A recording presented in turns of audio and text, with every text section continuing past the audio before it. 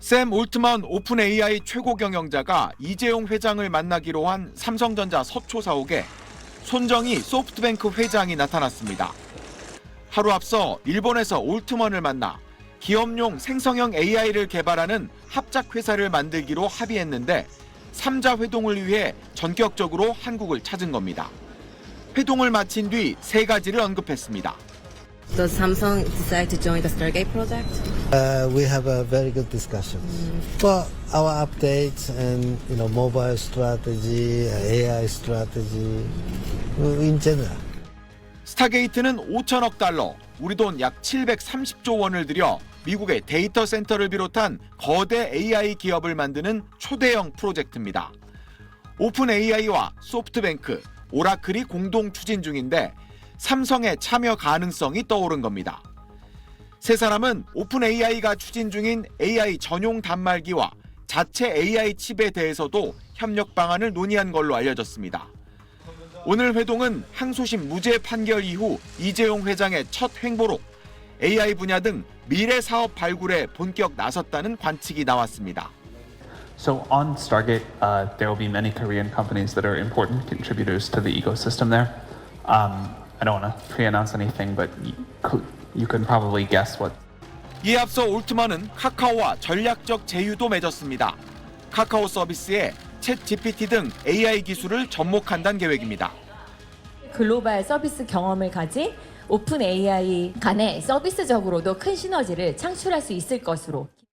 올트먼은 최태원 SK그룹 회장을 비롯해 GS건설, 효성 등 재계 오너들과도 연쇄 회동을 가졌습니다. AI 관련 국내 하드웨어와 소프트웨어 기업들과 두루 접점을 만들면서 한미일 AI 동맹을 구축하며 글로벌 AI 패권을 다지는 행보로 해석됩니다. SBS 박현석입니다.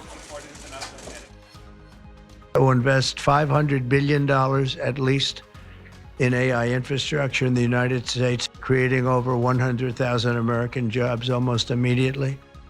트럼프 대통령이 취임 다음 날 내놓은 천문학적인 규모의 AI 사업 스타게이트에 머스크가 공개적으로 딴지를 걸었습니다. 오픈 AI가 SNS에 글을 올려 사업 참여를 알리자 머스크가 돈이나 있냐고 댓글을 단 겁니다. 올트먼 오픈 AI CEO는 머스크야말로 최고의 기업가라며 존경한다는 댓글로 맞받았습니다.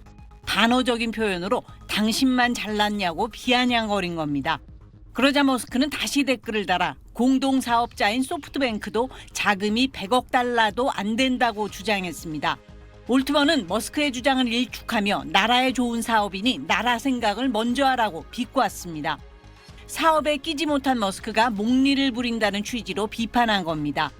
머스크와 올트먼 지지자들도 다양한 밈을 만들며 설전에 가세했습니다.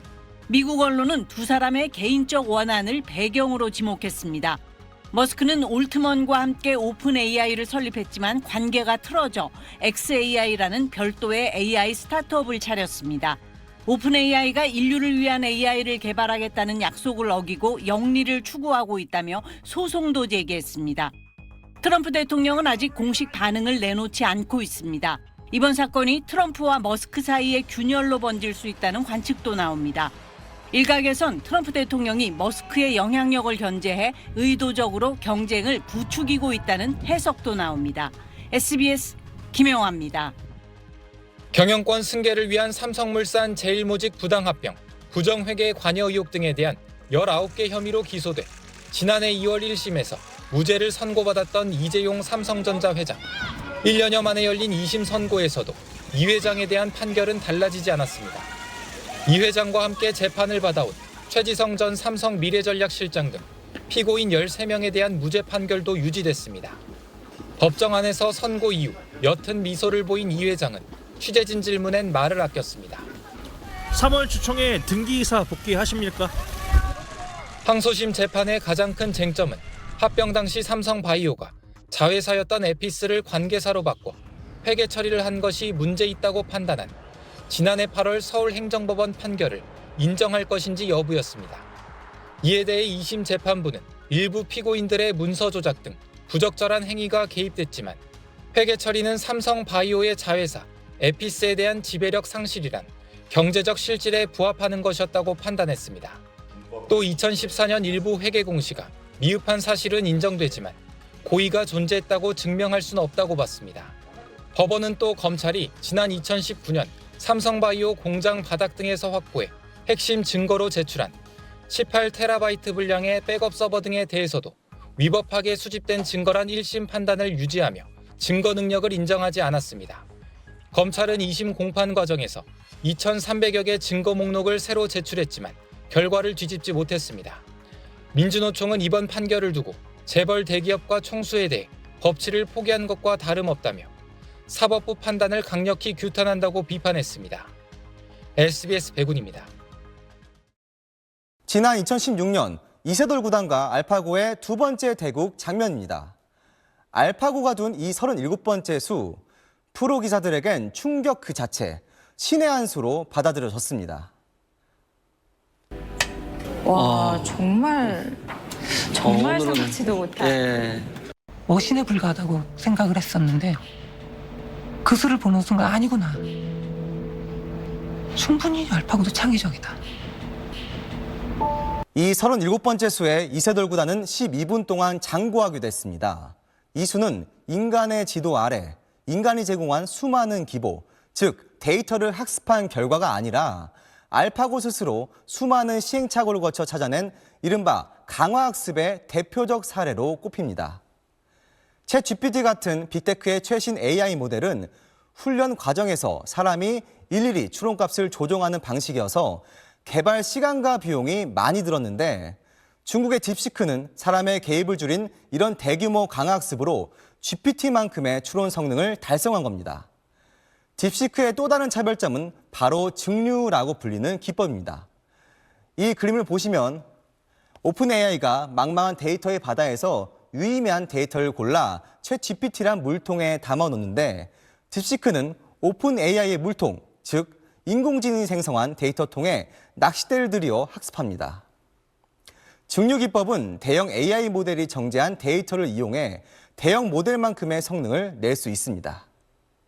데이터 도용 또 개발 비용에 대한 논란이 있는 게 사실이지만 상당히 저렴한 개발 비용과 운용 비용이 드는 AI 모델을 오픈소스, 누구나 활용 가능하게 공개했다는 게 전 세계를 놀라게 한 부분입니다. 빅테크처럼 큰 돈을 들이지 않고도 AI 모델을 개발할 수 있구나. 또 이렇게 오픈소스로 나오니까 AI 앱만 잘 개발하면 성과를 낼 수 있구나 하는 기대감이 높아진 겁니다. 가격도 저렴한데 성능은 그만큼 좋고 또 이 딥시크 같은 모델이 나오면은 또 그들끼리 이 모델을 제공해주는 기업들끼리 또 경쟁이 일어나고. 샘 올트먼은 딥시크와 같은 오픈소스 전략도 고려 중이라고 밝혔는데 AI 개발 그리고 활용 방식이 새로운 국면을 맞게 됐고 우리 기업들에게도 기회가 될 가능성은 충분합니다. SBS 홍현재입니다. 미국에 울린 경종, 인공지능 분야의 스푸트니크 충격. 중국 딥시크의 AI 모델이 출시 일주일 만에 챗GPT를 밀어내고 앱스토어 1위를 차지한 이후 나온 반응들입니다.